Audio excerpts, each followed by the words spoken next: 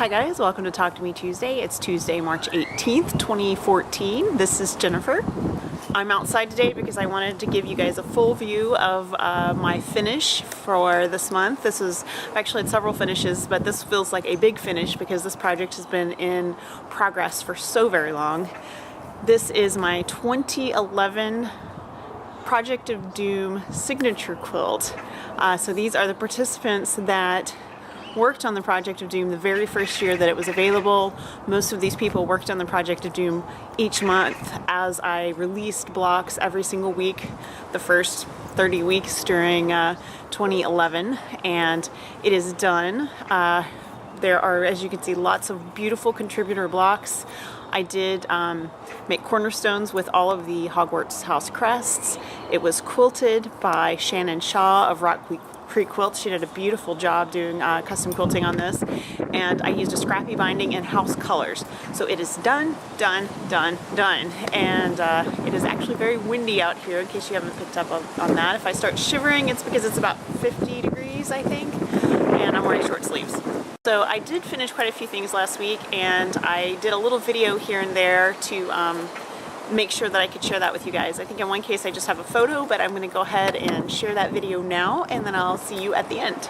Hey guys, it's Wednesday, and I actually want to show you a little something that will be gone by Sunday, so I won't have it to show you on Tuesday. I did some mending for my daughter on a favorite pair of jeans.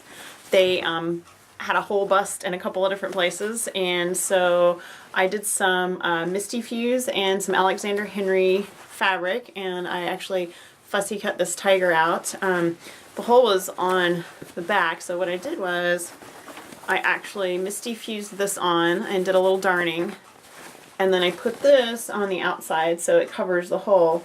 And then she had another hole in the crotch, which I actually did the same thing where I Misty Fused a piece of fabric on the inside, and then I did, this is free motion darning, so I just used my free motion foot and denim colored thread and just darned that hole. So Misty Fuse, for you guys that don't know, is this fusible web that it's really super duper fine, and it's really soft. It's really easy to use. It's not sticky or gummy or gross, and you really just need a piece of parchment paper or an applique pressing sheet to use it. So that's what I used to make my little iron-ons.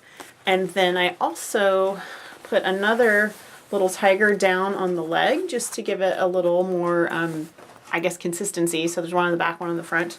And these were always just a little too short, so I took the hem out for her, and I did an edge stitch on this so that they won't fray anymore. And the center bit here was pretty worn out and was starting to come apart, so I used that same denim thread and I just zigzagged around twice to hold it all in place. And so favorite jeans, a little new breath of life, and these will go back to school with her when she leaves to go back after spring break on Sunday. Hi guys, it's still Wednesday. I had a big finish today, so I wanted to share this before Saturday because I'm going to donate this to Linus on Saturday. This green charm quilt was made using Suzanne McNeil's 10-minute block technique, and I'll put a link in the description. The charms in this quilt came from a swap in October 2010. I looked it up this time, so I know exactly how long I've had these things. I made these blocks ages ago. This has gone to 2 retreats with me, and now it is done. I free motion quilted it. I bound it today. It is done, and I'm gonna mark it off the list.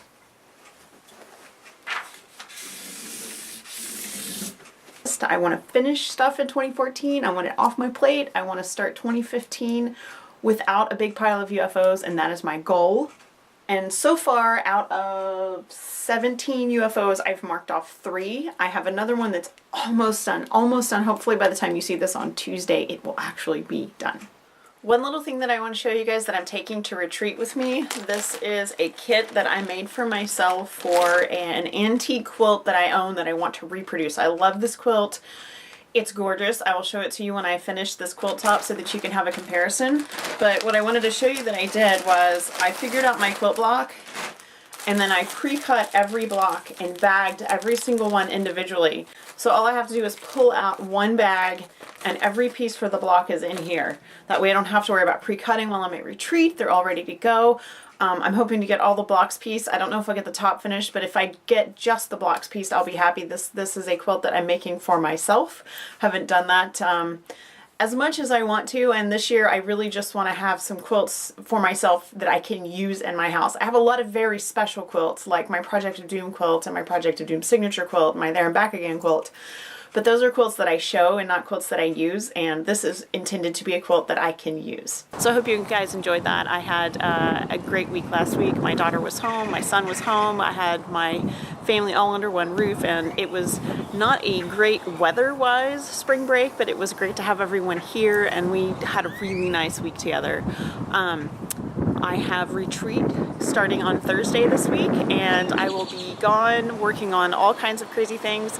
I had planned to show you guys all my projects that I've set aside for that, but I think this video is probably going to be long enough without that. So what I'll do instead is when I come back from retreat, I will do my usual epic post-retreat video. I generally work on all kinds of things while I'm at retreat. We sew for 4 days, so I have a lot of time to work on a lot of things. I have all kinds of projects bagged up to take with me, and I think I have everything pretty much ready to go except for my clothes and my food, and then once I get that packed, I will be done and I'll be ready to go. I want to thank you guys for the awesome feedback from last week on my binding tutorial, as I hope that that video helped you guys, and I hope that my little tips and techniques for binding will be useful for you guys, and that I will see some awesome finished bound quilts soon in Talk to Me Tuesday. Don't forget that Talk to Me Tuesday traveling swap box is out and about, and hopefully will be reaching its first destination before too very long. It has a long way to go the first time, so hopefully it will not take too terribly long to get there, so look for that in upcoming videos. Be sure and check out Rock Islander's Talk to Me Tuesday. I will put a link in the description. She is giving away the Talk to Me Tuesday prize for March, and that is the participation prize for sharing videos with the Talk to Me Tuesday live journal community. I have a couple of little announcements about Sew Hooked. Don't miss Paper Piecing Vintage. It's still going on. We'll be going on all of 2014. That is my paper piece block of the month sampler quilt. For the rest of March, all of my individual block patterns that are currently $2, and there are 72 of those, all of those patterns will continue to be $2 until the end of March. At the beginning of April, all of those patterns will go up to $2.95. So if you had any individual block patterns, like any of my Sunbonnet Sue's Magical Friends, those especially, those are the majority of my $2 block patterns. But if there's anything that you really wanted that was a $2 block all by itself, buy it now, because next month it'll be $2.95 and they're going to stay $2.95.